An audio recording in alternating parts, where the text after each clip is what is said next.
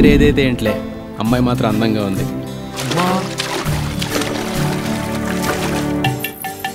ఇప్పుడు వచ్చినా అప్పుడే దానికి దారేసేస్తున్నావు. నాతో జత కడతావా?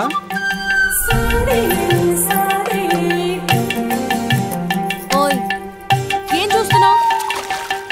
ఎవడ్రా బొట్టోడు? మనలో మన మాట, ఆ అమ్మాయిలతో బాగా ఆడేస్తున్నావు.